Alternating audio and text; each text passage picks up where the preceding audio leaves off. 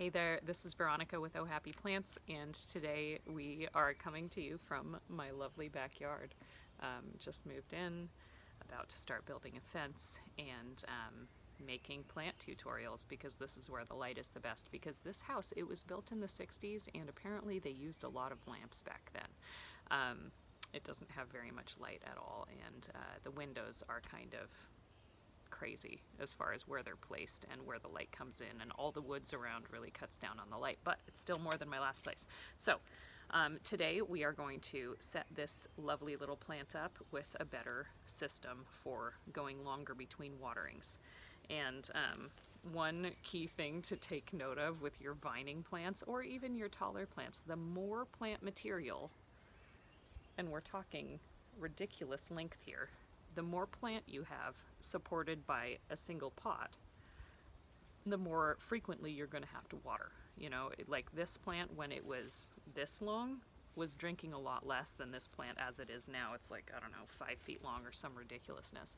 So this little buddy, because it has so many little stomata on the back of the leaves, those are the breathing holes, it will lose, when it opens those stomata for the gas exchange, it's going to lose water just naturally through evaporation, and that will increase the draw of water up from the roots because it's a constant, like because of those hydrogen bonds. I think it was episode number 1 of my podcast.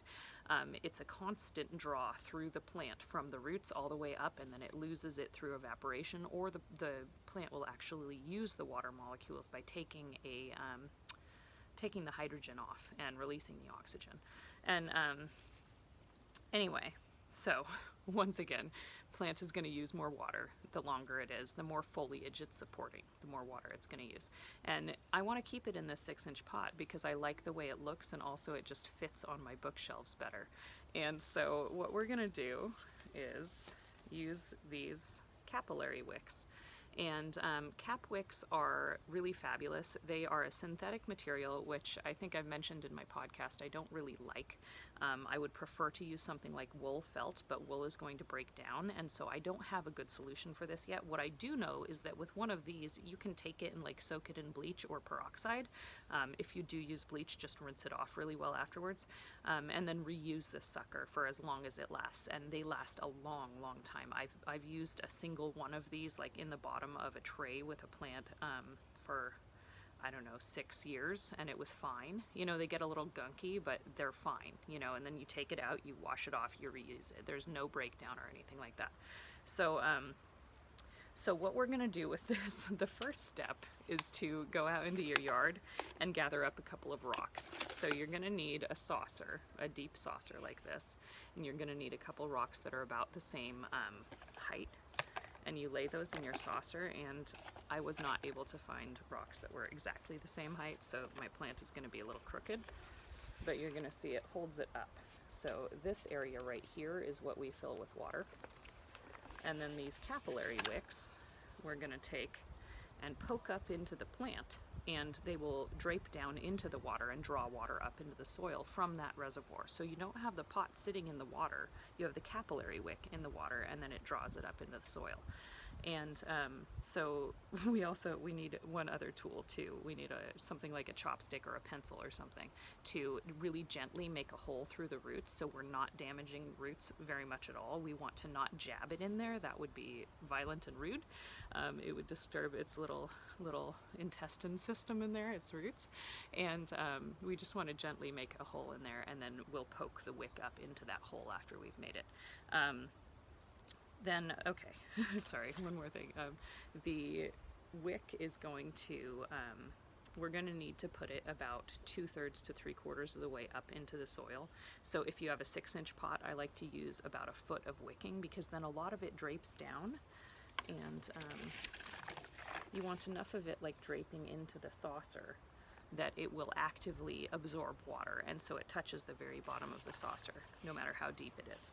And so like for a 12-inch pot, you want more than a 12-inch wick. You probably want 18 inches of wick, because it's going to be, you know, maybe like up in there like 9 inches or something. Then you want enough to drape down into the reservoir. Okay, and we do sell this by the foot, so if you order 3 feet, it'll come in just one long string. We're not going to cut it into 3 separate segments. Okay, so I'm gonna bring you a little closer.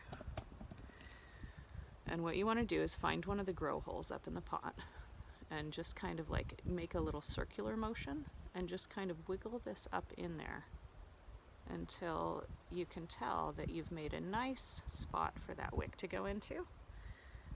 And then you are going to take the wick, and I have it wrapped around this, and then just kind of poke it up in there, and I'm gonna apply a little pressure down here. Hang tight, bear with me.